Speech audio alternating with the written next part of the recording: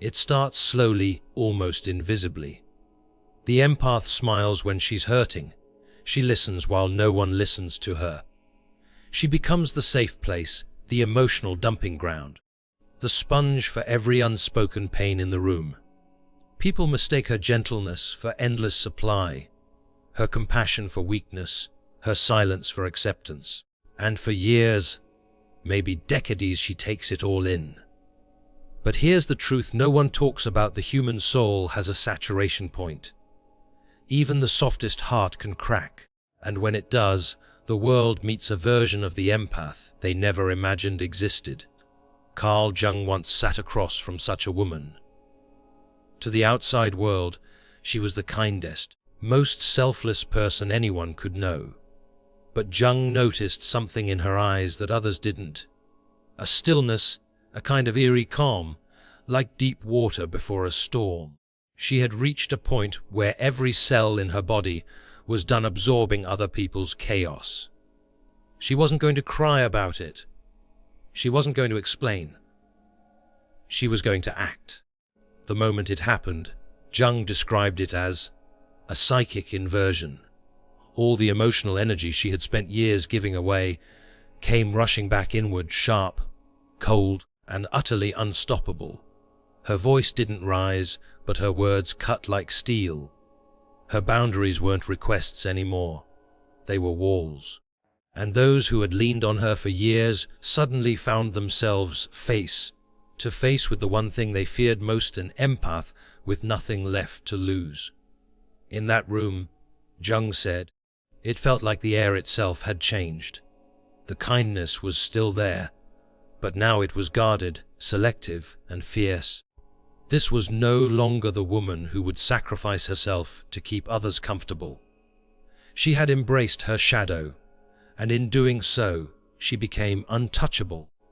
This is the story of the day the empath snapped, and why Carl Jung considered it one of the most terrifying, yet liberating, transformations he had ever witnessed. You see, most people misunderstand empaths.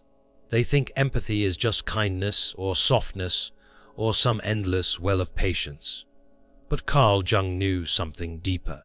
He knew empathy was a double-edged sword. The same sensitivity that allows an empath to feel joy more vividly also allows them to feel pain more intensely. And when that pain is absorbed day after day, year after year, without release, it doesn't disappear. It collects, it hardens, it becomes a shadow. Jung once said, the most terrifying thing is to accept oneself completely. And that's exactly what happens when an empath snaps. They stop living as the version of themselves other people expect, and they begin to accept the parts of themselves they've been suppressing.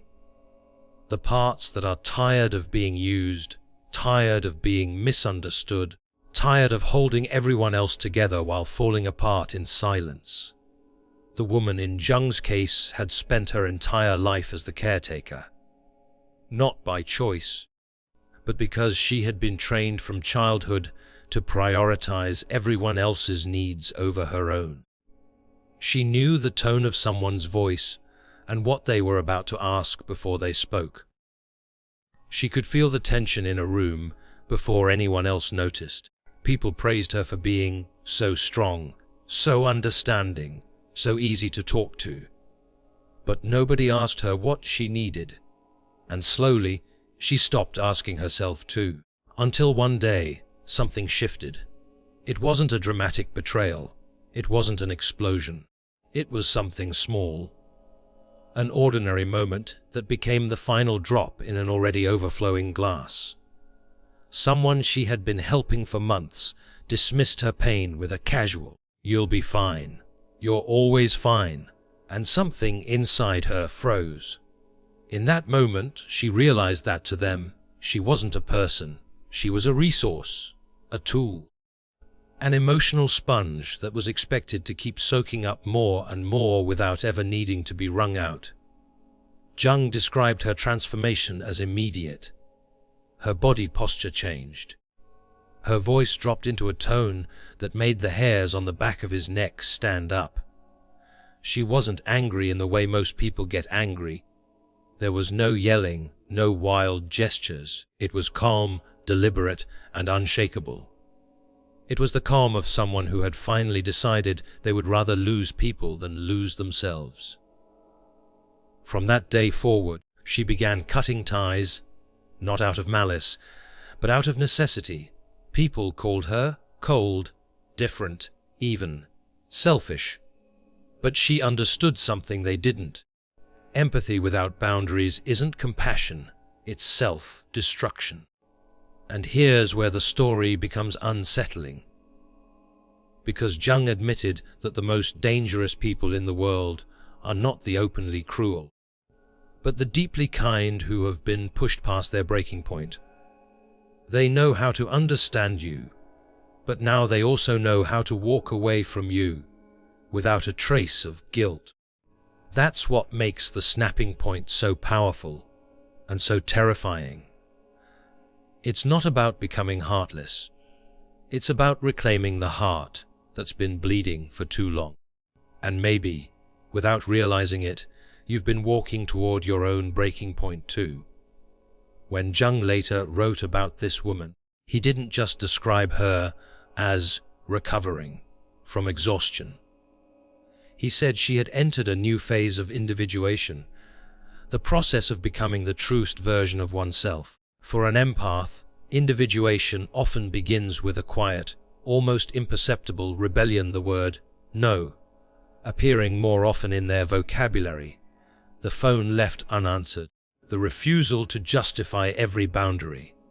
And at first, it terrifies them, because for years, their sense of worth was tied to being needed. When they stop giving in the same way, they fear people will leave, and often people do. But this is the paradox Jung observed.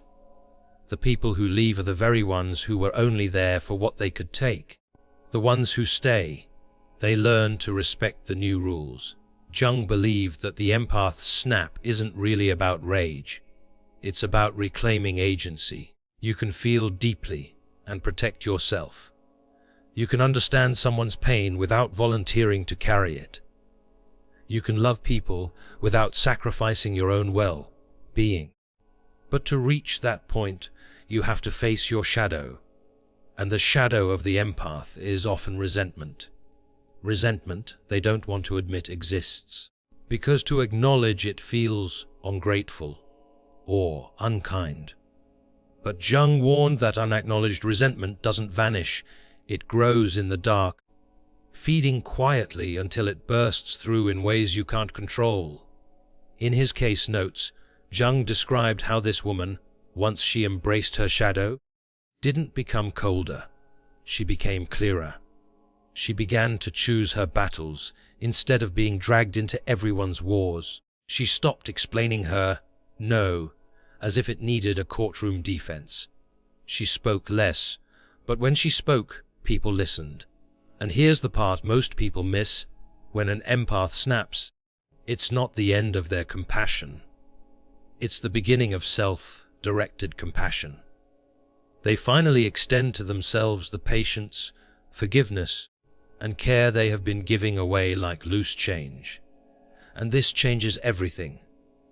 Their relationships, their health, their energy, even their posture. People notice it instantly. Some will be drawn to it, sensing a new kind of strength. Others will be threatened by it, because the old version of you was easy to control. The new you is unpredictable, and that scares people who are comfortable taking advantage. Jung often used the metaphor of the lion. A tamed lion may look harmless, but it is still a lion. And the moment it remembers its nature, no one in the room can forget it again. The empath who snaps is that lion. They may still choose gentleness, but now it's by choice, not because they're incapable of anything else. And so here's the question that lingers: what happens when you reach that point? Will you keep patching the cracks in a dam that's about to break? Or will you, like Jung's patient, let the flood wash away the old version of yourself and rebuild something unshakable? Because the day the empath snaps is not a tragedy. It's a liberation. It's the moment they stop being defined by what they give away and start being defined by what they protect. Their time, their peace, their soul. And maybe, just maybe, the scariest thing about it isn't what changes in them. It's what it forces everyone else to face, that their comfort was built on someone else's quiet suffering. And now that silence is over. Jung once said, "There is no coming to consciousness without pain." For the empath, that pain comes in the form of slow erosion. It's not a single wound. It's 1,000 small cuts spread over years. Every time they say yes when they wanted to say no. Every time they swallow their truth to avoid upsetting someone.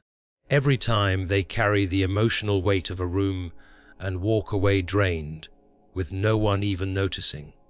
And here's the cruel part. They tell themselves this is love, that this is what good people do. They even fear the alternative being seen as selfish, difficult, cold. So they keep giving, convincing themselves it's noble, until the body and mind finally refuse to cooperate. Jung believed the body is the shadow's messenger. The headaches, the tight chest, the exhaustion that doesn't go away even after rest. These are not random. They're the body's way of saying, if you won't speak up, I will. In the case of the woman he studied, it began with subtle rebellions. She stopped answering certain calls. She let messages sit unread. She cancelled plans without offering a long-winded excuse. At first she felt guilty, then she felt relief, and then she felt power. That's when the people around her noticed. They began to push back. You've changed. You're not the same person. You're so distant now. It was meant to shame her back into compliance, but instead, it confirmed what Jung had been telling her, that her old life was built on a contract she never signed, a silent agreement that her needs came last. The breaking point doesn't look the same for every empath. For some, it's a slow fade into distance. For others, it's one sharp moment, a sentence, an action, a betrayal that burns through every last drop of patience. But the outcome is always the same: a shift from being available to being intentional. Jung's shadow theory explains why this shift feels so dramatic to others. The shadow is made up of everything we've rejected about ourselves, not because it's bad, but because it didn't fit the image we were told to maintain. For empaths, the shadow often holds anger, self-assertion, even a taste for solitude. When these finally surface, it can feel out of character. But in truth, it's the most honest they've ever been. And here's the paradox Jung warned about. The more you integrate your shadow, the less it controls you. The woman in his case didn't become cruel. She became free. Her no stopped carrying guilt. Her yes was given only when she meant it. And her empathy became more powerful because it was no longer diluted by obligation. But there's an aftershock no one warns you about. When you stop playing the role others wrote for you, some will leave. They were never connected to you. They were connected to the version of you that existed for their benefit. This is where many empaths are tempted to go back, to undo the snap, to restore the old peace. And yet, if they do, the cycle begins again. Jung said the choice at this point determines the rest of your life. Rebuild your cage, or learn to live without it. The woman chose the latter, and what followed was a quiet kind of rebirth. She began to take up space without apology. She found friendships where her silence was as welcome as her words. She discovered that her worth was not in what she could fix, but in simply being. This is why Jung called her transformation terrifying. Not because she became dangerous in the way we usually think of danger, but because she became untouchable. The usual hooks of guilt, shame, and emotional manipulation no longer worked on her. And when someone can no longer be controlled by those things, they move through the world in a way that unsettles those who still live inside that prison. And maybe this is why you're listening right now. Because deep down, you feel the same storm building inside you. You know you've been giving from a well that hasn't been refilled in years. You know the resentment is there, whether you want to admit it or not. And you can feel that moment coming. The moment when you finally decide that protecting your peace is more important than protecting other people's comfort. When that day comes, you won't recognize yourself at first. Others might not either, but you will feel lighter, stronger, and more whole. And that's when you'll understand what Jung was really saying, that the day the empath snaps is not the day they become someone else. It's the day they finally return to who they were always meant to be. There are signs, long before the breaking point, that the empath's inner reservoir is drying up. Jung observed these in countless patients, not always obvious, but unmistakable once you know them. The first sign is emotional numbness. This is the paradoxical stage where the empath still shows up for people, but feels disconnected inside. They listen to friends cry. They offer advice, they nod and smile, but there's a strange hollowness in their chest. It's not because they don't care. It's because they've been carrying on empty. Jung compared it to a candle burning without oxygen. The flame still exists, but it's small, struggling, and about to die out. The second sign is quiet resentment. It's subtle at first.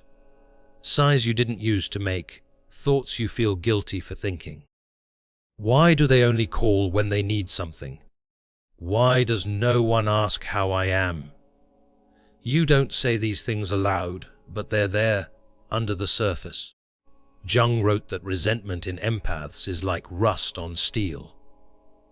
Left unchecked, it will eat through the structure holding everything together. The third sign is withdrawal without explanation. The empath stops volunteering, stops initiating conversations, stops being the first to offer help. They might tell themselves it's just fatigue or business, but it's actually self-preservation, trying to happen without conscious permission. And then there's the fourth sign, the shift in tolerance. Things they used to let slide suddenly feel unbearable. Jokes that once rolled off their back now sting. Patterns they once endured without comment now feel like open wounds. This is the shadow pressing against the surface, demanding to be acknowledged. If you've felt these things, you're not broken. You're not becoming selfish. You're becoming awake. And here's the critical truth Jung pressed into his patients. If you don't consciously integrate this awakening, if you don't start setting boundaries before the breaking point, the snap will come harder, faster, and with more fallout than you expect. Because when the empath finally explodes, it's rarely targeted at one person. It's an avalanche that sweeps away years of swallowed words, unpaid emotional debts, and silent exhaustion. Relationships end. Jobs are quit.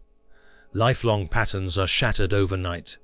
And while the freedom afterward can be intoxicating, the chaos can be overwhelming if you're not ready for it. That's why Jung taught his patients about shadow integration, the process of making peace with the parts of yourself you've been denying. For the empath, this means allowing yourself to feel anger without labeling it wrong. It means practicing small no's in low-stakes situations so you can build the muscle before it's life-altering. It means letting go of the belief that your worth is tied to your usefulness. When the woman in Jung's case began this work, she described it as relearning my own language. She had spoken everyone else's emotional dialect for so long, she didn't know how to speak for herself. but with each boundary. With each honest answer, her voice grew stronger. And here's what happens next, something Jung found almost poetic. When the empath stops bending themselves into shapes for everyone else, they begin attracting people who love them exactly as they are. Not for their endless availability, not for their emotional labor, but for their presence. That's when relationships shift from transactional to transformative. Some will still leave, the ones who only valued you as a giver, but those who remain will meet a truer, more vibrant version of you. And you will realize the greatest relief of all, that love built on freedom feels nothing like love built on obligation. This is why Jung didn't fear the empath's snap. He feared the empath who never reached it. Because the longer you live suppressing your shadow, the further you drift from yourself. And in Jung's world, losing touch with your own soul was the only true tragedy. The woman Jung studied didn't just survive her breaking point. She became someone new, or rather, someone old. The version of herself that existed before she was trained to abandon her own needs finally returned. But now she carried wisdom with her. She no longer measured her value by how quickly she could respond to someone else's crisis. She no longer said yes, because she feared what a no might cost her. Her empathy had changed shape. It was no longer an uncontrolled river flooding its banks, drowning her in the process. It was a channel, a focused current, flowing only where she chose. And here's the part that struck Jung the most. She didn't become less loving. She became more loving, but selectively. Her love now had roots, and she only planted it in soil that could sustain life. She stopped giving where there was only taking. She stopped pouring into people who punched holes in the very cup she was filling. This rebirth had another effect. Jung often saw a shift in physical energy. Years of suppressed emotion had weighed her body down. Now, her posture changed. Her voice carried differently. She laughed more, not the polite laughter she used to offer to keep the peace, but the kind that rose from somewhere deep and genuine. For some, this transformation felt threatening. People who were used to her softness accused her of being different or difficult. And she was gloriously so. Others drew closer, attracted to the quiet power she now radiated. Jung called this the emergence of the integrated self. It's what happens when the light and shadow are no longer enemies but allies. Her compassion remained, but her shadow, the part that could say no, the part that could walk away, now stood guard. Together, they formed something unshakable. This is the part of the story where most people expect a neat ending. But real rebirth doesn't give you a Hollywood finish. It gives you a new beginning. The empath who snaps doesn't return to their old life. They build a new one. They choose relationships that feel mutual, careers that align with their values, environments that nourish rather than deplete them. And here's what might surprise you: their empathy often becomes sharper after the snap. Not because they feel more, but because they feel without distortion. Before, every emotion was clouded by fatigue, obligation, and resentment. Now, when they care, it's clean. When they help, it's wholehearted. When they listen, it's because they want to, not because they feel they must. Jung warned that this transformation comes at a price. You will lose people. You will shed identities. You will confront uncomfortable truths about why you tolerated certain dynamics for so long. But what you gain is worth far more. Your time, your energy, your sense of self. The woman in his case would later say that snapping wasn't about becoming someone else. It was about coming home. Coming home to the self she had abandoned to keep the peace. And she realized that the peace she had been protecting all those years wasn't really peace at all. It was the silence of self-erasure. When she finally spoke from her full self, both her kindness and her boundaries, her world changed shape. She was no longer the person people could drain without consequence. She was the person people came to with respect, and for the first time in her life, she felt what real love was supposed to feel like: free, mutual, and alive.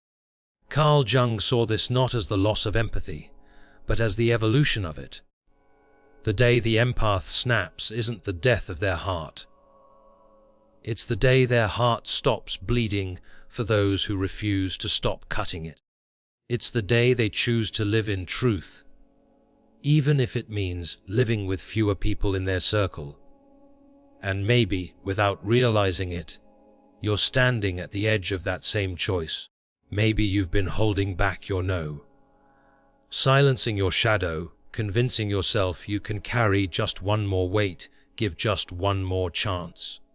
But deep down, you know, the flood is coming, and when it does, you will have two options: rebuild the dam and keep drowning, or let it break and learn to swim in waters that finally belong to you. Jung once wrote that most people will do anything, no matter how absurd, to avoid facing their own soul. But the empath who snaps has no such luxury. The snap is the soul demanding to be heard. It is the moment the mask falls, the moment the inner voice grows louder than the outer expectations. The danger isn't in the snapping. The danger is in never snapping at all. Because without that rupture, you live your life as a ghost in your own story. Smiling when you want to scream, giving when you have nothing left, loving others while quietly abandoning yourself. And that is not kindness. That is self-erasure dressed up as virtue. When the woman in Jung's case finally stood in her truth, she didn't shout it from rooftops. She didn't need to. Her presence said it for her. She moved through life with the quiet authority of someone who knows their worth and will not discount it again. She didn't need to justify her no, because it was no longer an invitation for negotiation. This is why Jung considered her transformation terrifying, not because it was violent, but because it was final. The hooks of manipulation, the guilt trips, the subtle shaming that once worked on her now slid off her like water off stone. She was still kind, but she was no longer available to be consumed. And here's the truth that unsettles people the most: the empath who snaps does not hate you. They simply see you clearly now. And sometimes clarity ends relationships. But here's the truth that should comfort you: snapping is not the end of love. It's the end of counterfeit love. The kind built on sacrifice without reciprocity. The kind that praises you for bleeding, but never offers a bandage. The day the empath snaps is the day they stop waiting to be saved and realize they can save themselves. It's the day they discover that the love they kept giving away so freely was the very love they were starving for. And now they give it to themselves first. And maybe that's you. Maybe you felt the cracks forming for years. Maybe you've been afraid of who you'll become if you let go. But what if, and I need you to hear this, what if you're not becoming someone else at all? What if you're finally becoming you? Carl Jung's most terrifying case was not about a woman who lost her empathy. It was about a woman who found her power. And the truth is, when an empath finds their power, the world will never see them the same way again, and neither will they.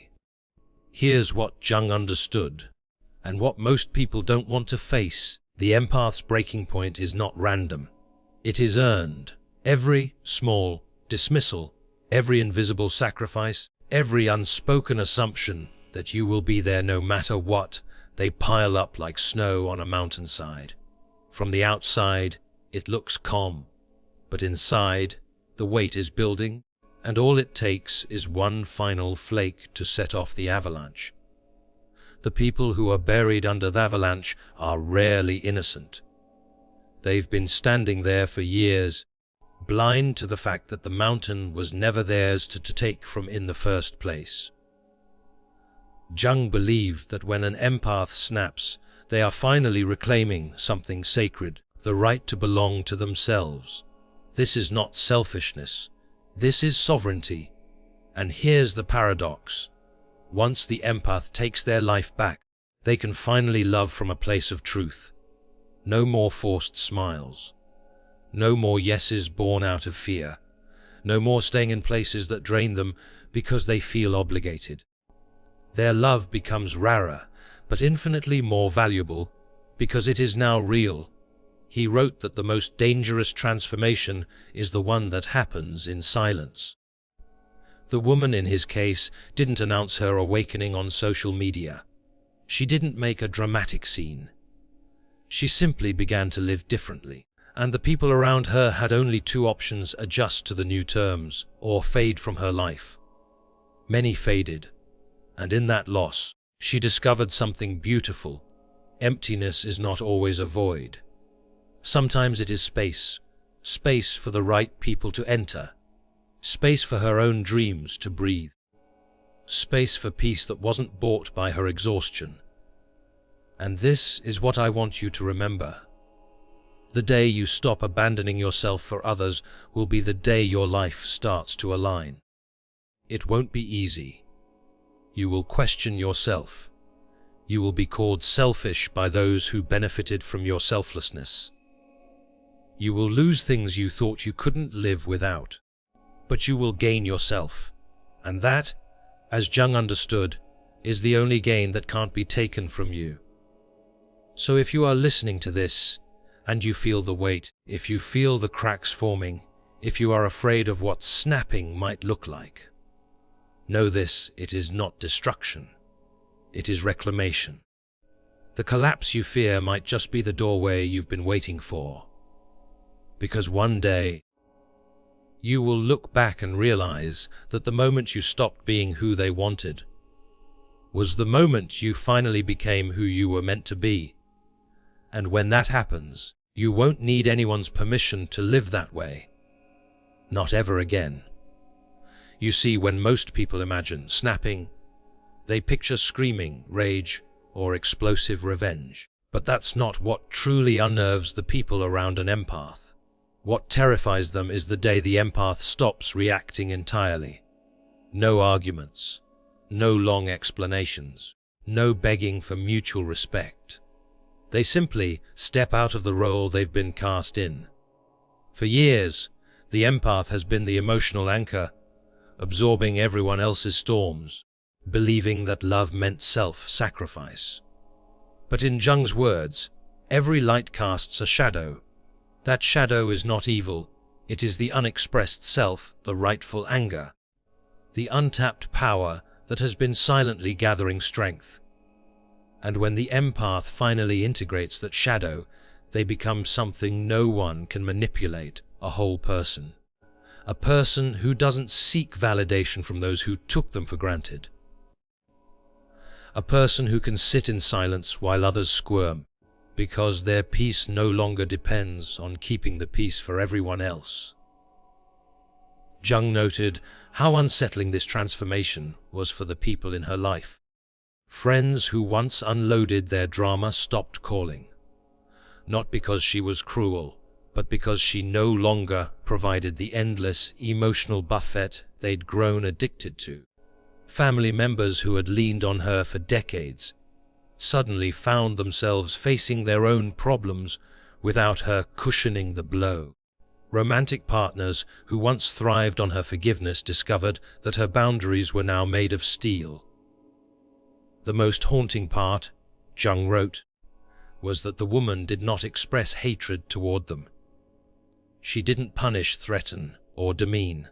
She simply reclaimed her energy, like a river pulling back into itself. And in that quiet reclamation, she became a force they could neither predict nor control.